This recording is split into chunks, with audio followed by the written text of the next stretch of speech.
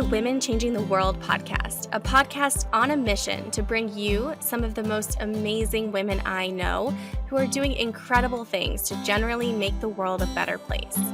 From corporate sustainability to straight up magic and everything in between, you'll meet the real life humans who are birthing the new. I'm your host, Liz Best, and I'm here to amplify the stories and voices of women who are changing the world.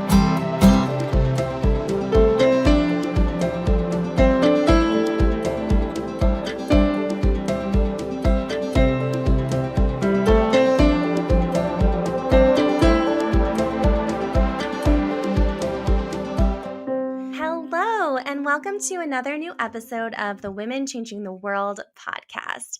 I am so excited today to be sitting down with Nivi Achanta, who is the founder and CEO of Soapbox Project.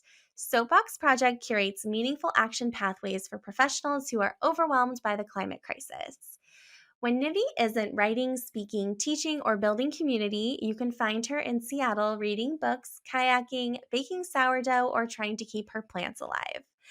Nivi and I talked about joyful activism, the power of self-efficacy, and the importance of self-care rituals for community leaders, among so many other things. I am so excited for you to listen to our conversation.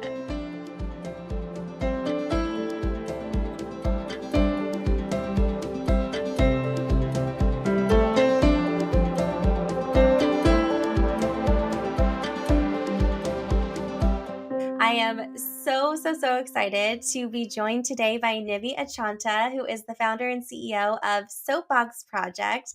Nivi, welcome to the podcast. It's so exciting to be here. Thank you so much for having me. Oh my goodness, it is absolutely my pleasure.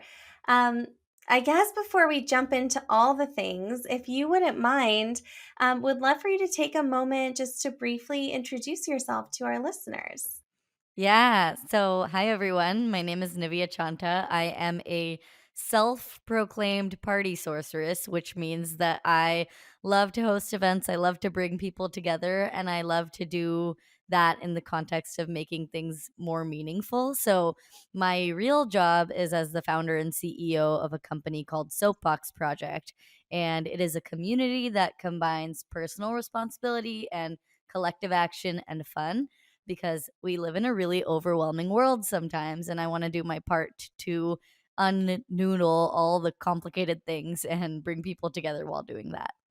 Oh, I love it. And I love like both collective action and fun. I feel like are two things that are so core to me and my work. And I just think we need more of both of them. So I'm so excited to talk to you more about what that looks like. I would love to hear all about Soapbox Project and what you do there, Nivi.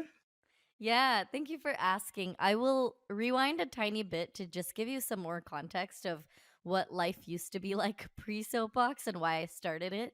So, before starting this awesome, friendly social justice community that is now known as Soapbox, I used to work at Accenture, which most people know what that is, but if you don't, it is around a 500,000 employee tech consulting firm. And although I'm really grateful for the time that I spent there, let me just say it was not me living my best life with my best friends on the best planet. And I just felt like I was lacking purpose. And this all came to a head in 2018 during the California campfire. And for people that aren't from California, you might not know this, but basically it is the deadliest and most destructive fire to date. And it happened in 2018. And the area, Paradise, where it was located, was only about 3 hours north of the office I was working in San Francisco.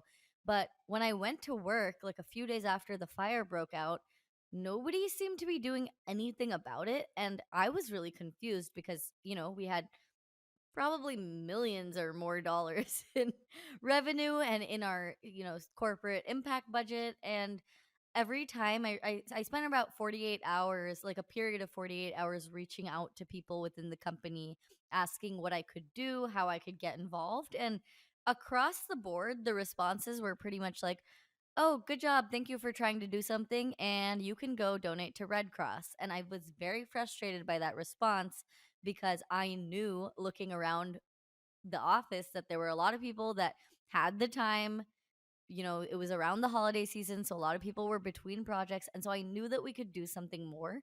And long story long, I, even though I was only a year into my career and a year into working at Accenture, I put together this proposal and I sent it to leadership. And I was like, hey, this is what I want to do. This is the team that I'm looking for. Can you give me money? And they said yes, which totally shocked me. I was only doing it so that I could kind of feel like I did all that I could, even if I got rejected. But against all odds, they let me, have my money and my team. And the reason that I went into this whole backstory is because I felt before starting Soapbox, I felt that, there's not a lot that people can do unless they have experience or the right connections or the right whatever knowledge. But in 2018, as a basically newbie to this entire space of social and environmental justice and disaster response, I did something and it worked.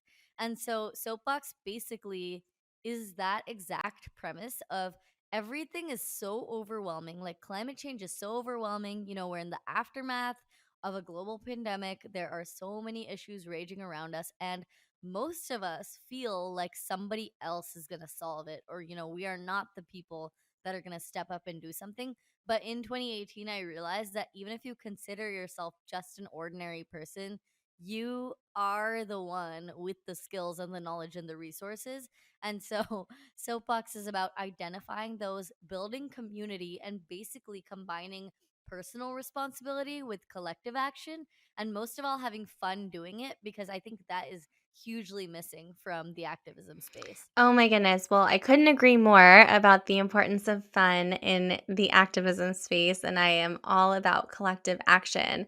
I so love this idea of, well, and also just want to celebrate you for like not waiting for permission to do something, but looking around, seeing an opportunity, and choosing yourself to do something. I'm also so curious, if you don't mind sharing, what was your proposal and your team at the time? Yeah, thank you for asking. So, and also thank you for celebrating that. It was really weird. I think it's not a muscle that most of us ever build in corporate America or in the corporate world, because usually you just, you do what you're told until you're a manager, and maybe even then you have clearly scoped out work, especially if you're not at a startup.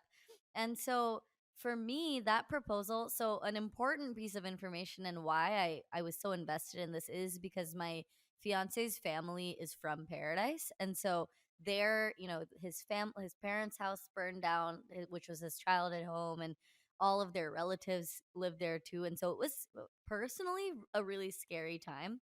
And so the proposal, I had actually called one of his best friends who is a nurse. And so she was setting up a bunch of volunteer efforts and medical efforts. And something unique about Paradise is a lot of people are not only above the poverty or below the poverty line, they're also above the median age. So there were a lot of elderly people that were struggling. The prescriptions that they had literally burned in the fire and they weren't electronically backed up. So anyway, I got in touch with my fiance's friend and was like, theoretically, if I was able to bring a bunch of people and a bunch of money up here, would it be helpful and what would we do? And so she basically said, yes, we need people that can help us get organized, set up basic technology things like a volunteer form. And she basically gave a list of things. So my proposal was very simple. It was just like, why should we do this?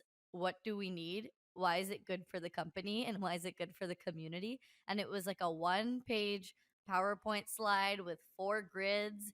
And yeah, I basically did the whole thing in like maybe less than 2 hours, just based on the information that she provided, sent it. And I think the reason I was able to send it so easily and fearlessly is that I legitimately thought that nobody would reply. So I took the full risk because it really just didn't feel like it would be a risk at the time. And so I was completely shocked when they approved.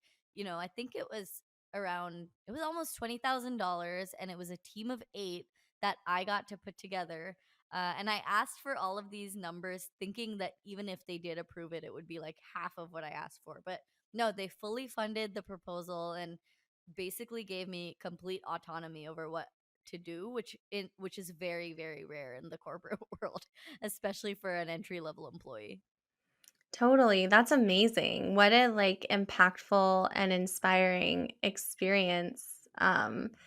Just like stepping up and raising your hand. And I'm sure the community also so appreciated it. Yeah, yeah, it was probably the thing that I'm most proud of in my entire career, and definitely one of the things in my life. Just I don't know. There was no template for this sort of thing, and so it was really amazing doing it, seeing how we could be helpful, and also learning from the Paradise community, because I think that was something that I wasn't expecting. Right, like as consultants, many people go in with some degree of ego and like I can help you, and that's definitely how I was feeling. But I definitely learned so much more than I probably taught. I mean, I can actually say that without a doubt, is the amount that we learned from their community on resilience and planning and just everything community related was so special, and I'm going to remember that forever. Wow, yeah, I bet. I can only imagine.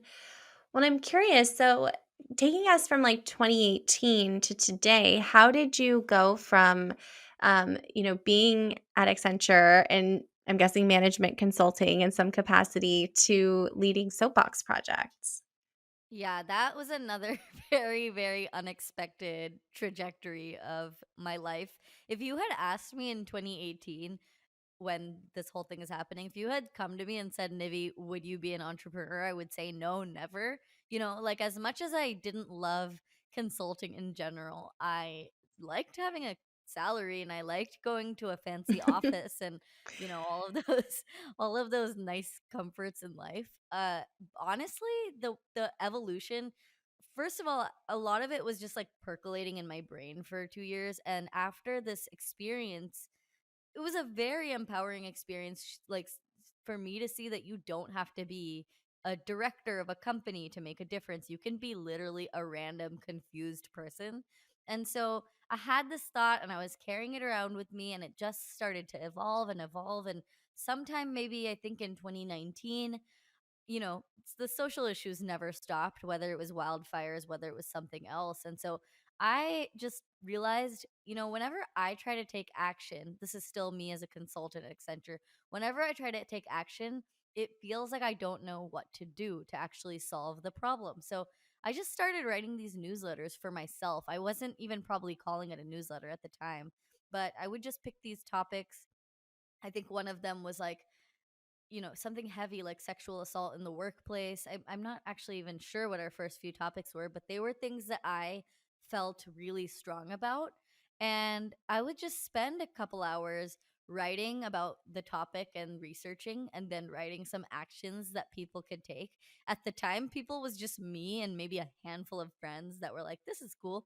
But the more I started to do this, the more I started to write about what the issues were and how people could take action in small bite-sized ways, and the more I started to share this with my colleagues and stuff, people got really hyped about it. And this was pre 2020, so I would see a lot of people in person, and they would immediately pull out their phones and sign up for my newsletter, which if I had to guess, was probably just like a very janky Google form at the time. And so it was a slow evolution, but the more I would share what I was doing, the more people would commiserate about how they feel like, even though their life is pretty good, they feel like they could be doing so much more to give back and build community and find purpose.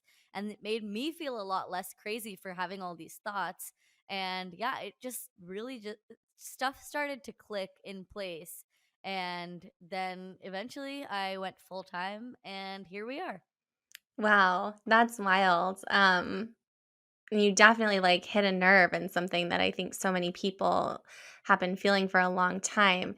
I'm curious, like, if you don't mind telling us more about like what did the actual moment of like deciding to go full time on Soapbox look like? Because I know for so many people who have entrepreneurial dreams, like that question of when to jump or when to go all in and like what does all in look like is something that's top of mind for so many people.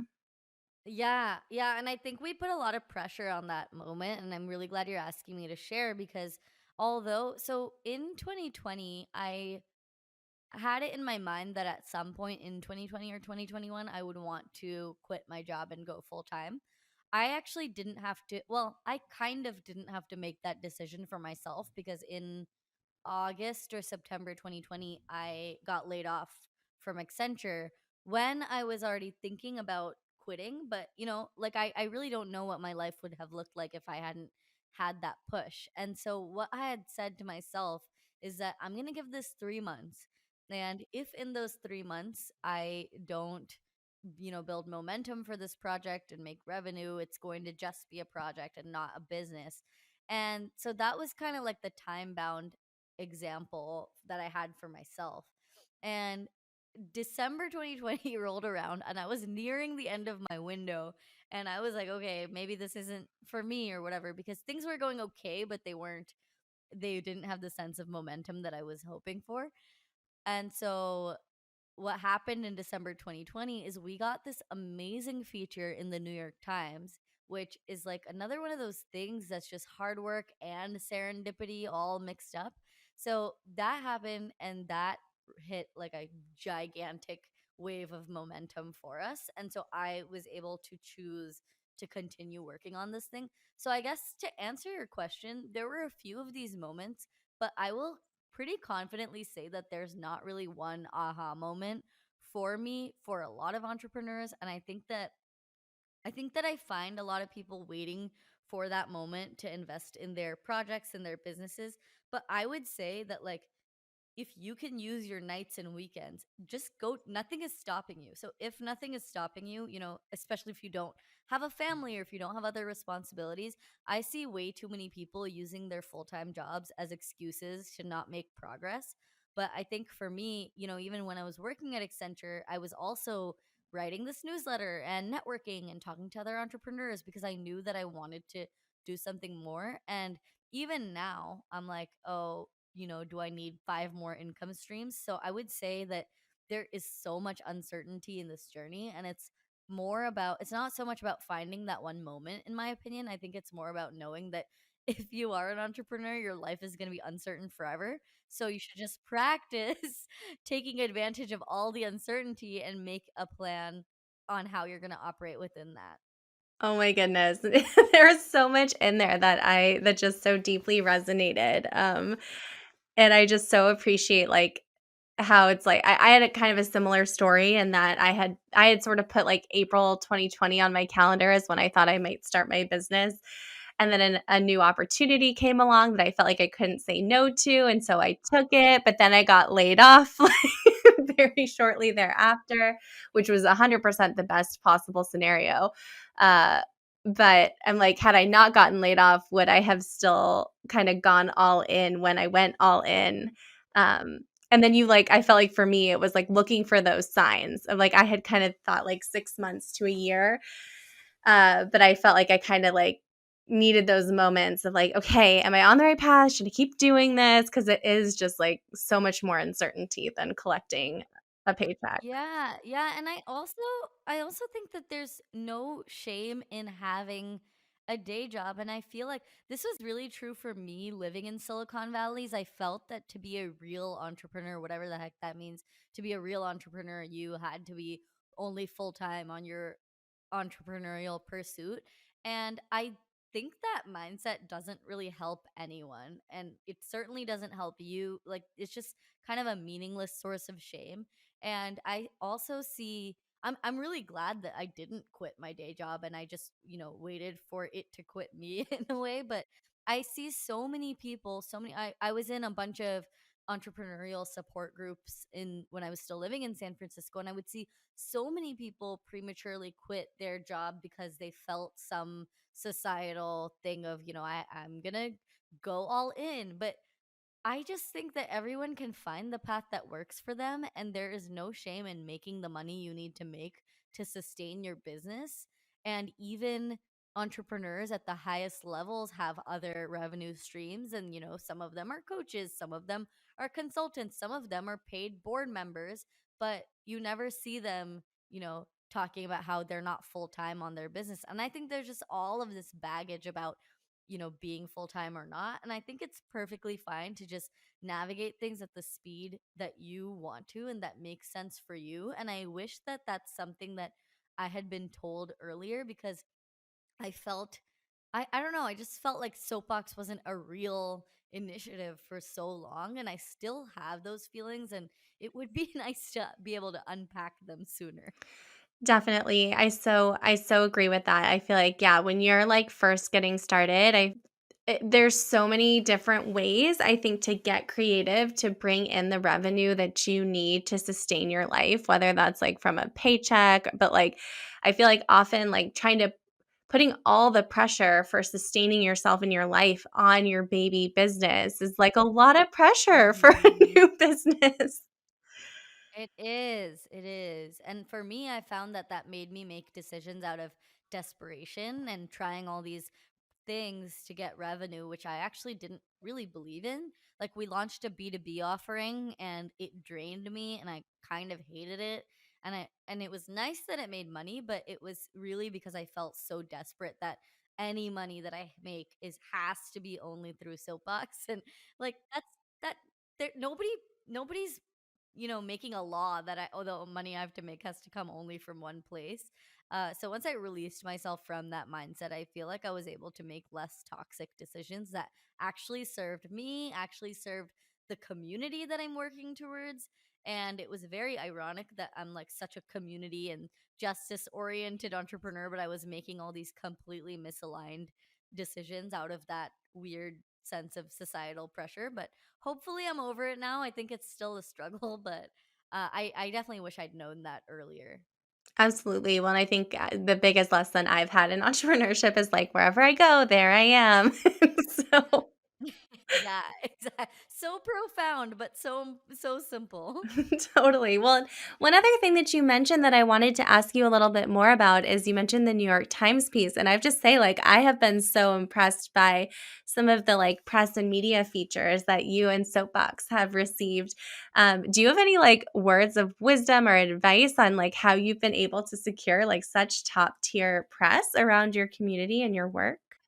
I don't know about advice, but I can share some insight on how it happened. So, one thing that I'll say is I wouldn't have known how to describe this in the past. Like, if you asked me in 2020, how did I get this? I would be like, I don't know. But now I realize that something about me is that I really look for opportunities to create serendipity where I can.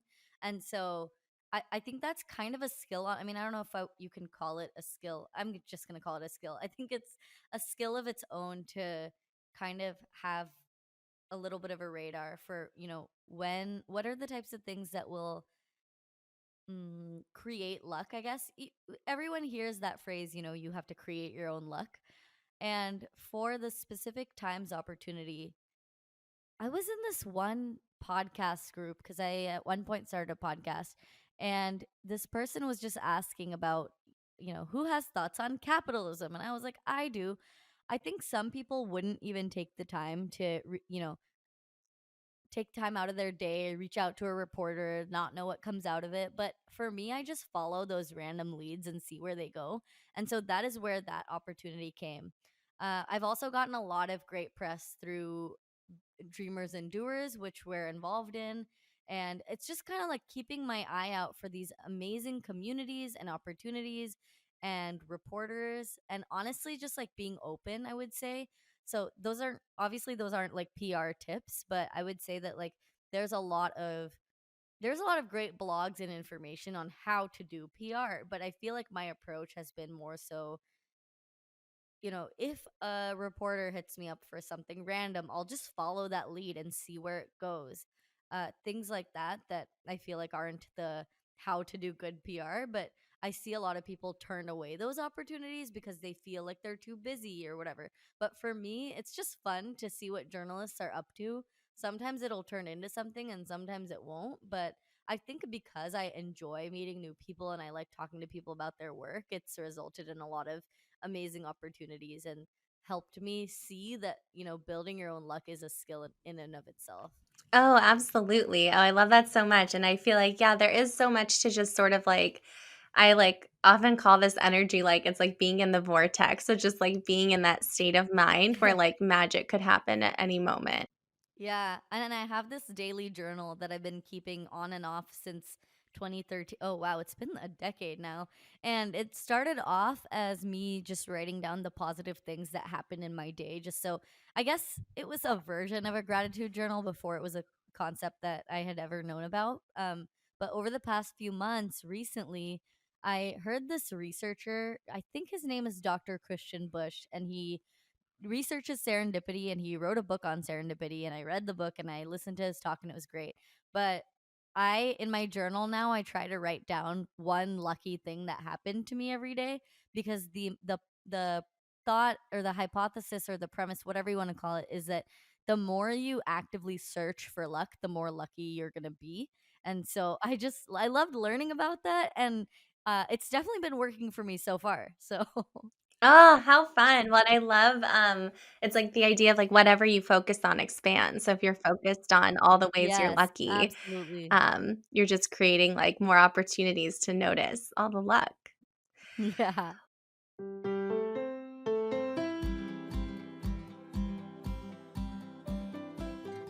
Is network on your 2023 to do list? Hi there, it's Liz.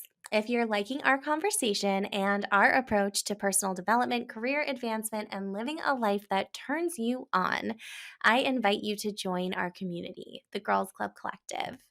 We are the intentionally intimate personal and professional development community for women who are changing the world. Instead of asking for a seat at the table, we decided to build our own. Like most change agents and rebels with a cause, you don't often have enough hours in the day to change the world and cultivate a strategic network. If overwhelm has become your second language and you're feeling tired of trying to convince your own marketing team to actually read your ESG report, you're in the right place. We know that sometimes trying to make a difference can feel like being that one person out on the dance floor trying to get the party started. And that's why we created the Girls Club Collective. It's where women changing the world organize, and all you have to do is show up as yourself. We are the anti establishment version of the Boys Club, reimagining ambition and leading the movement of meaningful work fueled by moxie, strategy, and a little bit of magic. That means you not only gain access to a community of people you need to know, you'll also take a look at how you can grow as a leader, what you really want, and why your dream of living by the beach and working for yourself isn't as crazy as it sometimes feels. By offering monthly peer advisory, salons on timely and relevant topics, networking power hours, and more, the Girls Club Collective is your extended team, your extra brains, and an energizing environment that is geared toward your personal and professional growth. We believe that changing the world is a team sport. Join the collective designed for exactly that and use the code PODCAST, that's all caps podcast, for 10% off your first year of membership. You can find the link to join us in the show notes. And I cannot wait to see you in the collective.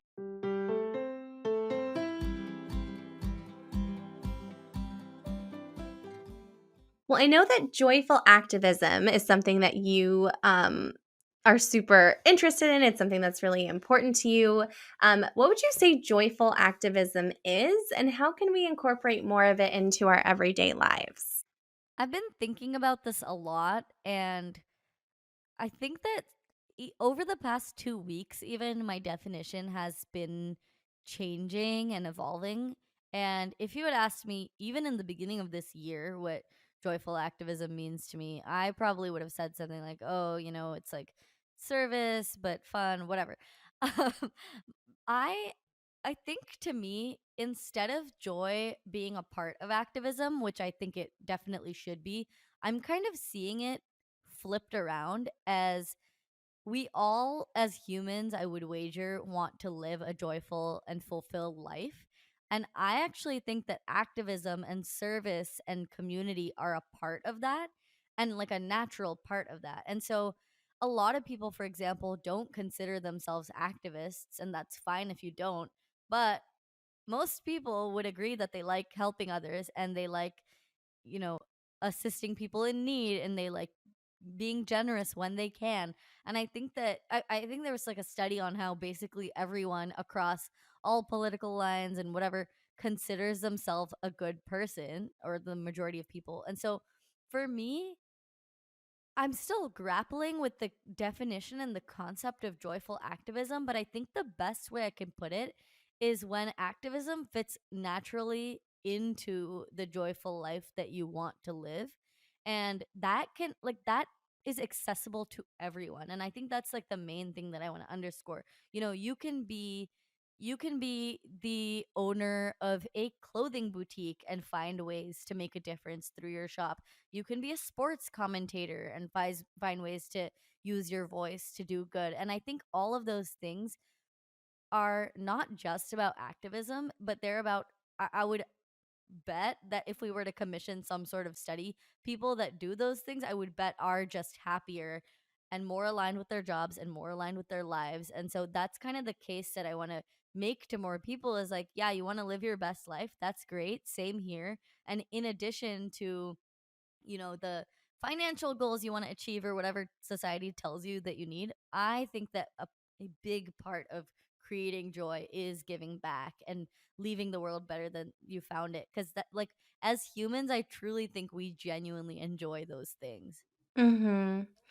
Well, and I think so much too, I think there's been so much research on how much more fulfilled we are when we feel like we're a part of something bigger than ourselves. So it's like how can we feel like we're a part of something bigger than ourselves? How can we give back? How can we give our lives meaning? Um, and also have fun and create joy while we do it. Totally. Well, I know a big part of the work that you're doing through Soapbox is about like bite-sized changes that like anyone could do to make a difference. I'm curious, like, why have you focused on like the bite-sized piece and thinking about activism and how people can contribute in making change? At first, I thought it was really selfish because the bite size aspect was, I'm going to be honest, I was getting so overwhelmed by everything. Since in 2017 there was so much news coverage on detention camps and children, being put in horrible situations, and through from then till now there's been so much negative stuff about school shootings and guns, and just the sheer amount of information out there, it really feels soul crushing. And I assume that you Mhm. can relate to that because we're all living in the same media landscape, and it sucks. And so at first the bite-sized thing was honestly a way to make myself feel better, and that I could chip away at anything. Like, I felt so paralyzed and stuck and hopeless. And that's a very bad feeling where positive action does not come from. And although I wanted to, for example, change policies to make the education system better, I wasn't any school superintendent or a policy expert. And so the bite sized thing was, okay, maybe I can't change the United States Department of Education right now, but what I can do this week is look up which schools that I can volunteer in to read for an hour. And that's something I love doing anyway because I love working with kids. So those kinds of things, honestly, it started as a way to make myself feel better. And it was, for me, it was kind of the stepping stones to something bigger.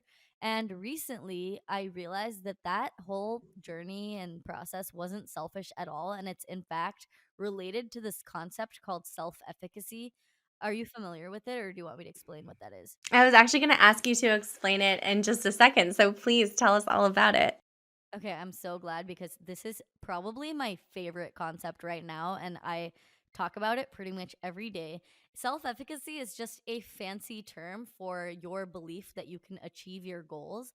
And you can imagine that when there's a really big, messy goal, for example, like solving climate change or creating a just world, you can't give up, because if you give up, then obviously that goal isn't going to be met. So, self efficacy is a foundational aspect to hope and optimism.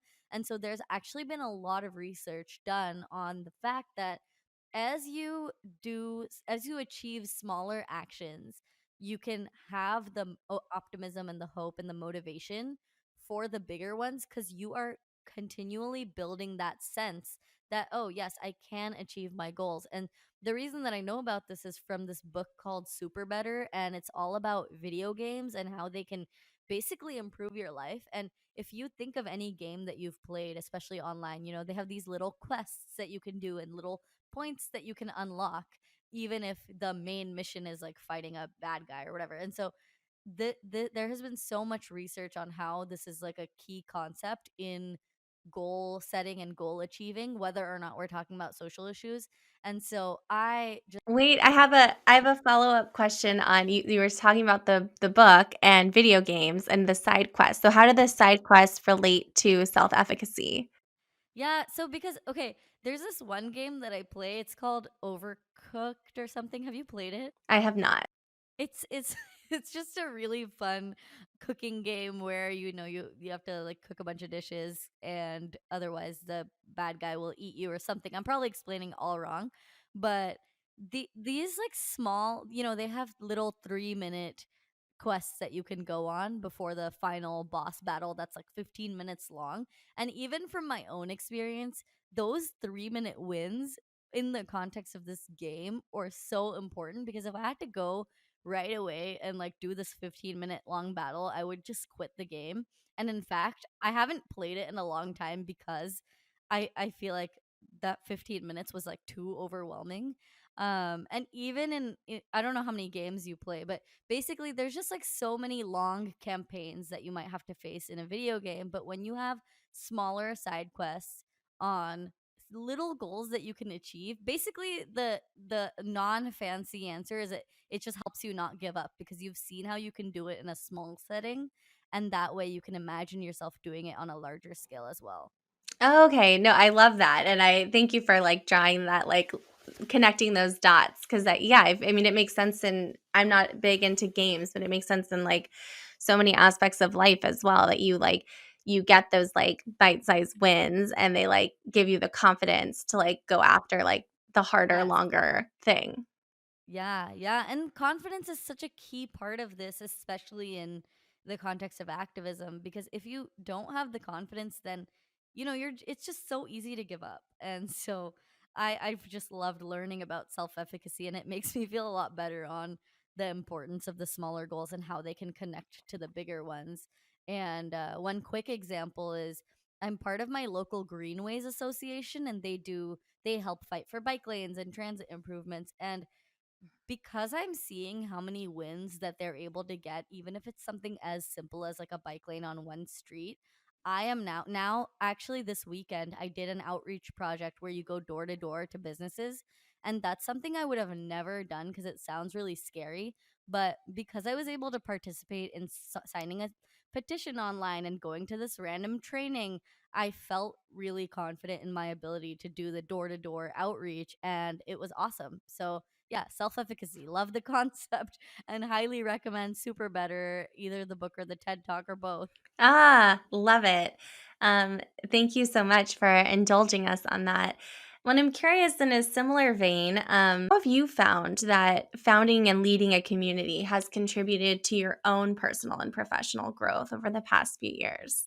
Founding a community has been basically the best decision of my whole life. And it's just so much easier to stay motivated and stay joyful and just, I don't know, feel like a good human being when you're seeing what other people around you are doing.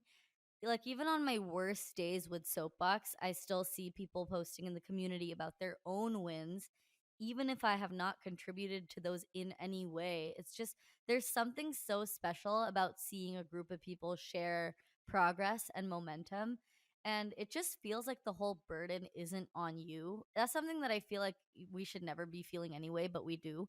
And I think that's like a big reason a lot of people burn out, whether that's in terms of being a founder, in terms of being an activist, in terms of being a teacher. Obviously, there's many systemic issues to burnout. And I do think one of those on both a systems level and a personal level is the lack of community.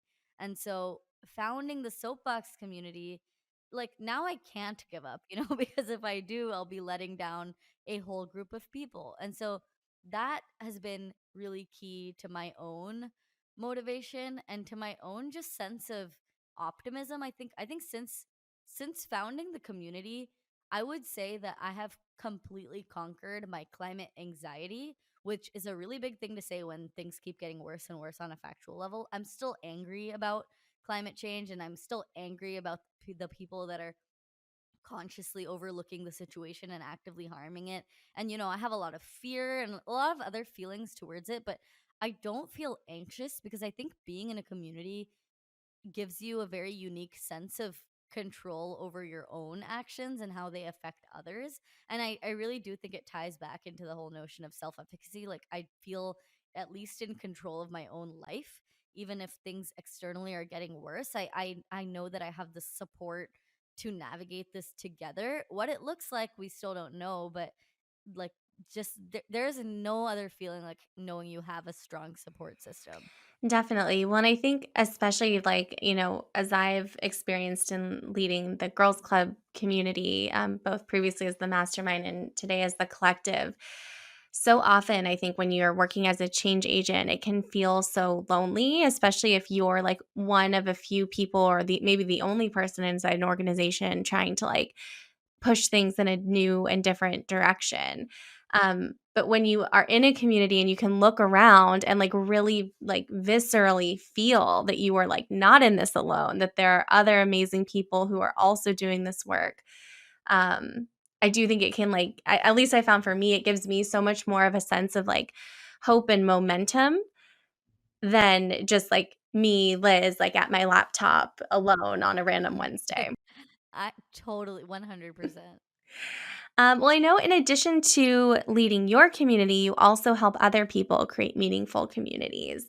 And I'm curious, given your like strategic community building expertise, what would you say are like the top one, two, or three things that you think people should know before they start on their own community building journeys? Yeah, thank you for asking. I am obsessed with community, but I just love it so much. And I love that this is now being a recognized skill in the working world because I feel like many people, especially women of color, women in general, I would also say, have been doing the work of community building for, long decades, centuries, maybe even longer, and it's usually been unpaid and behind the scenes, and now it's like a thing that people are aware of, and it's awesome, and I'm really excited to I'm always down to talk about community building. But I would say probably the number one thing, which might sound really like a silly and obvious thing to say, is know why you're building a community. I cannot tell you the number of people that I've worked with. I actually, when I decide to take on people for part-time projects or even to help them on a one-off basis, that is the that is where we'll spend a lot of our time determining if we're a good fit, because I will not work on a community if the person isn't clear why they're doing it, or if the reason is very superficial. So, for example, some people say, oh, I want to get more customers. Or even when people say, oh, I want to connect people, I don't think that's a strong enough why, because you can connect people in a million different ways. So, if you don't have a clear sense of what community means to you and your context and why you're doing it, then I would say it is a good idea to spend more time thinking about it, because people really, really, really, really, really, really underestimate the amount of work that goes into structurally creating an online, well, not necessarily just an online community, but just structurally creating a community that lasts. So I think that that's the first thing.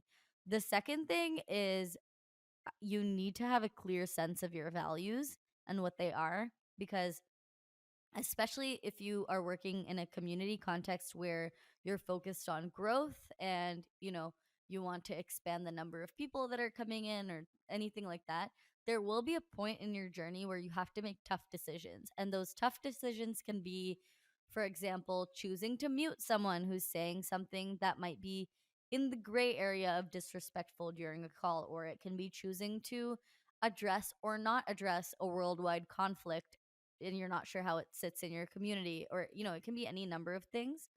And having a values based framework, I think, is the only way to consistently make decisions. So those are like the top two things. I'm gonna stop at two because otherwise I feel like I'll ramble on and on about all the things that I've learned. So I would say having a really strong why and like what community means to you, and having an understanding of your values and the behaviors associated with them is I think a necessary starting point. I so appreciate that. And I do think I so appreciate you pointing out too. It's like when a community is running well, I think like all the work that goes into running it can be invisible. It only becomes visible like often when things aren't going well. And so having that why to like motivate you to put in all the work to like create all the structure that works in a way that it's like almost invisible. Um, is, like, so necessary, I think, both for starting and then for, like, keeping going as you go. Well, and something that you wrote about recently that really inspired me was about the importance of self-care rituals for community leaders. So what would you say a self-care ritual is, and why do you feel like they're especially important for those of us who create, lead, and facilitate communities? I'll answer the second part of that first, which is it is so, I mean, Liz, you know this probably. It's so, I mean, your whole business is built around this. Just so easy to burn out as a community leader or as someone working in the impact space because it can feel like the weight of the world is on your shoulders. And Mhm. instead of motivating, sometimes it motivates us to do better, but sometimes it can also be really physically and mentally and spiritually crushing. And I can hear it in your voice that you know exactly what I'm talking about.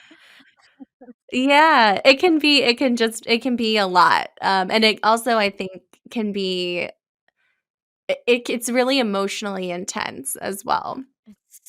It's so emotionally intense, and I would argue even for communities that are more, I don't want to say superficial because that's not the word I'm looking for, but maybe you can help me. But for example, like a computer science community, not that their work is superficial, but maybe it's okay, maybe it's inherently less emotional. But I would say, even for those kinds of communities and community builders, self care rituals, I'll get into that in just a second, are so important because as a community leader and facilitator, your job, in my opinion, is to protect the people and serve the people into your community. And so I kind of think that we are this like giant energy holder slash barrier slash manager, and we're kind of working with not just our own energy and emotions, but the energy and emotions of all the tens or hundreds or thousands or even more. I don't know how big people's communities can get, but we are working with so many complicated, beautiful, and sometimes difficult humans. And so having self care rituals, which is a relatively new concept for me, is super important. And so, in the self care discussion, Liz, I'm sure we're all probably familiar with this, but you know, when you Google self care, you'll probably see bath bombs and candles and, you know, all of those very pastel gradient hues on taking care of yourself. But I just have a problem with that. I have a problem with the fact that self care is very consumeristic because Oh my gosh, have you read Pooja Lakshmi's new book, Real Self-Care? no, no, but I should, huh? Oh my gosh, it's so aligned with this. It's like, self-care is not a commodity. It's like boundaries and taking a break I and cannot wait to read that book, and I'm seriously so excited for that recommendation. Uh but yeah, I mean, for people that aren't thinking about this, I would say it's really easy to buy into that, right? It sounds great to buy a new candle. Why not? But there's just so much research done at this point that the material things are not what contributes to your well being. And oftentimes, having too many possessions actually stresses you out. And so, self care rituals, I would say, are more about setting up a system for yourself and those things that you mentioned, Liz, boundaries and probably all the other genius things that she would say in her book. And it doesn't have to be about buying anything, and it's more so about taking time for yourself. I'll give you an example because I think that's the easiest way to understand it. Is one of my favorite community building experts, Tatiana, she actually is the one that put me onto this whole concept. And she said every time she hosts a live event, I think, or every time something goes slightly off kilter, she goes for a long walk and gets a slice of pizza and a grape soda. And I just loved that she has like a specific trigger situation and then a plan that happens afterwards. And so I've started to do the same thing, is identifying a few high emotional, either high stress or like highly emotional situations in the community that I run. So I think live events are often a big one. Sometimes like if you're doing a whole day of your community operations, that can be really draining. I think it's important for us to identify like 1 to 3 big things that come up during our week or our month, and then maybe three or more things that consistently make us feel better. And so mine is, when I was running my course on Tuesday mornings for 6 weeks, I would go for a long walk inspired by Tatiana and then get a bagel across my house. And so I'm still working on my little bank of what those are. And actually, the book Super Better that I mentioned, the author, I think, calls these power ups not really necessarily in the context of just self care, but it's like having a little bank of things that will give you energy throughout the day, whether it's drinking water, whether it's looking at a picture of a cute baby. And so the more and more I learn, the more I realize that all of these concepts are just really, really tied together. Absolutely. Well, and I feel like that's such a great reminder for me to work on my like bank of ideas for yeah, for just those moments in the day or in the week that are more highly charged cuz it does seem like Yeah. carbs and a long walk are are common themes. So Yeah, it's great, and I would also say that like the reason that I have called it a ritual and not just do self care is that rituals happen on a regular cadence, and they happen pretty much religiously. Like that's the connotation, right? And so this is not something that I would say both to myself and to people, but mostly as a reminder to myself. Like you can't skip these. It's so easy to do your event and be like, okay, no, now I have way more work. Let me do my work. And so I have basically made them non-negotiable, uh, for at least for like the 6 live courses that I teach during the cohort. And I'm still playing around with when else I might need this, but they're like, if I'm calling it a ritual, I'm trying to, you know, pretty much force myself to do it, but in a way that'll be good for my soul. yeah, I love that. That is so smart. It's like blocking your calendar in advance, like knowing that Mhm. this is like non-negotiable commitment to yourself to really like because Mhm. I think too if we do just like move on to the next thing too quickly, we miss the moment to like really soak in what just happened and reflect and celebrate and like feel it in our bodies.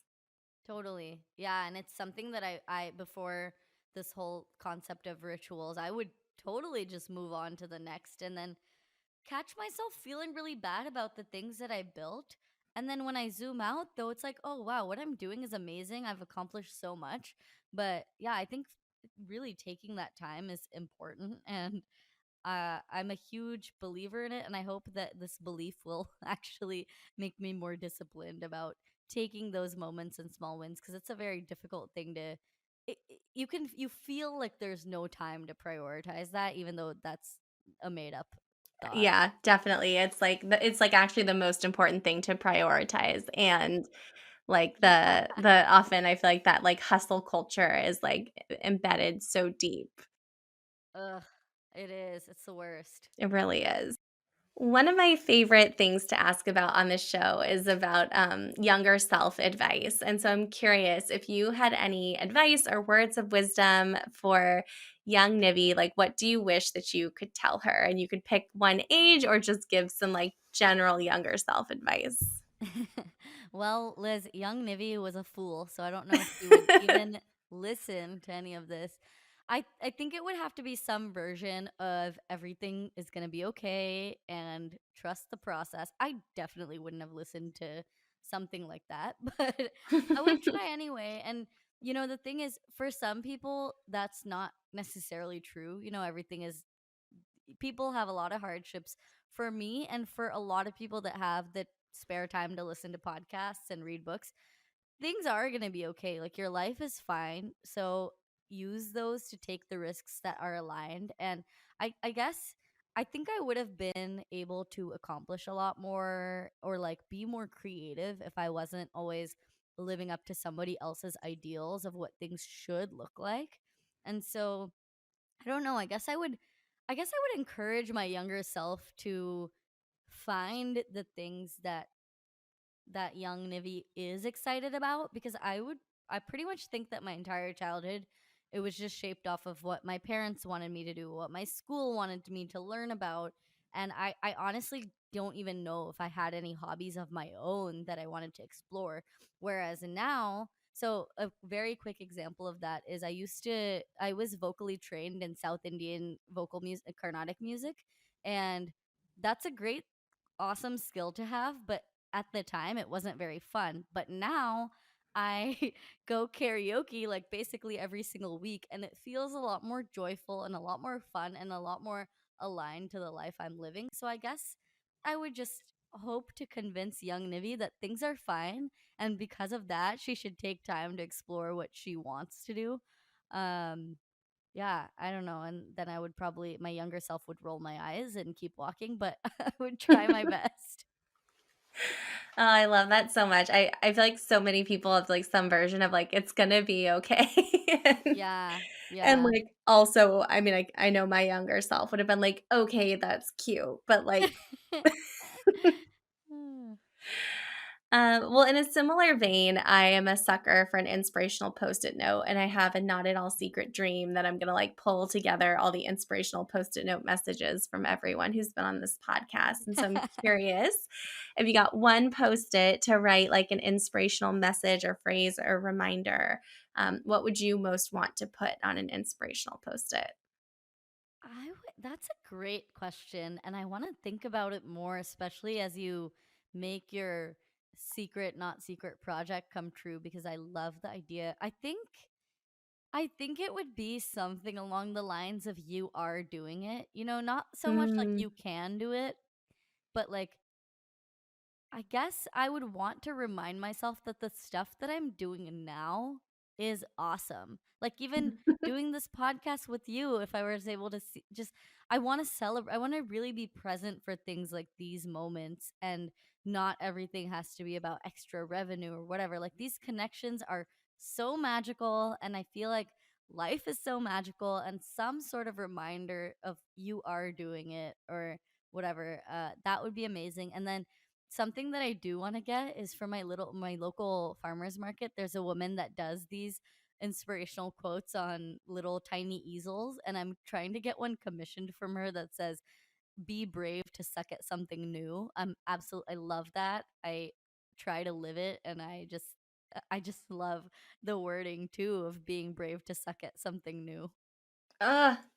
Yes, I love both of those just resonate so much. And I to the first one, I think I just wrote in my newsletter this last week about I heard this quote and it like really kind of rocked me to my core that like if you want to know what the future is going to feel like, it's going to feel exactly like right now. Wow. But I think it's like such a powerful reminder of like this is happening right now. Like it's not I don't know, I think so often it can be so tempting to be like I'll feel successful when, or I'll feel happy when, or, I'll fill in the blank when. And it's like, no, this is like what's happening right now is like part of the journey to whatever that when is. And so, how can we be present for this part of it? Absolutely. Can I tell you one more thing? Yeah, please. So I was looking around right now while I kind of panicked at your question. I was like, do I have any quotes on hand?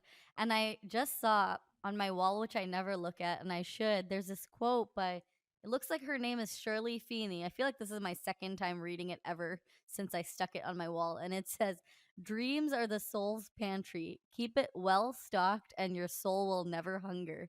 And I think that's really a cute, beautiful way to make follow your dreams into something more tangible. Mm, Plus, I'm always here for a food metaphor. I know. I think I'm also getting hungry. That's why. All right. Well, last question I wanted to ask you before we wrap up, because this is the Women Changing the World podcast, I have to ask if you could change one thing about the world, what would be the one thing that you would most want to change? Oh wow, what an amazing and huge question. I I would want to give every single person the courage to I think the courage to accept that they deserve a life with dignity and happiness and joy and connection. And I think if more people truly believed that, they would be able to think more critically about the things they do and don't want. Like I feel like a world in which everyone believes that they deserve to have a good life and that everyone else deserves a good life as well would look really different than the world we live in now, where people believe that like living a good life is scarce and only a few people can have it. So I think that's it. I'm sure my answer will change every single minute of today the more I think about this question, but that's it for now. I so appreciate and love that vision for the world. And this has been so much fun, Nivi. I could talk to you forever, and I so appreciate your making time for our conversation. It has seriously been such a treat. I'm curious for people who are listening who want to like find you, follow you, keep up with you, know more about Soapbox Project. What's the best way for people to do that? Thank you for asking. And before I tell you that, I'm so grateful that we were able to do this. This has been so fun. And just the post it note question made me so excited to truly cherish this conversation. So I just want to say thank you for that. Yay! Oh my gosh, my pleasure. This has been like such a highlight of today. As far as Soapbox, I would encourage people to sign up at soapboxproject.org for our bite-sized action plans. The same ones I was talking about when we started in 2019. They have hopefully gotten better and more well written, but they are the same easy, approachable ways to take action. And those are totally free because, there's a lot of information out there in the world, and we want to do our part to bring it to your inbox.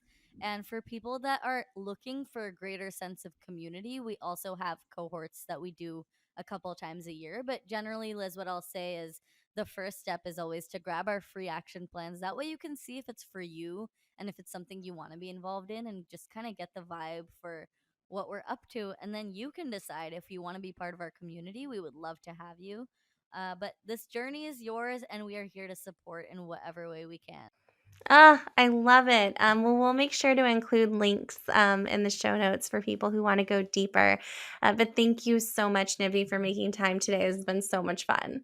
Thank you for having me. I am so excited about everything that you're doing and the other people you're meeting in this podcast. And I could go on forever about how excited I am to have finally had the chance to chat with you. Ah, it's so mutual. This is just the beginning. Thank you so much for tuning into this episode of the Women Changing the World podcast. Please rate and review the Women Changing the World podcast on Spotify, Apple Podcasts, or Google Podcasts, and don't forget to subscribe for future episodes. You can find me on Instagram. My handle is liz.best, that's lis.best, or you can find me on LinkedIn by searching my name, Liz Best. Join my mail list by visiting elizabethbest.com/monthly meditation, and you'll receive all the latest updates on events, retreats, and opportunities to work with me, plus a monthly love note from my heart to your inbox. I am so excited to keep in touch, and I'll see you in the next episode.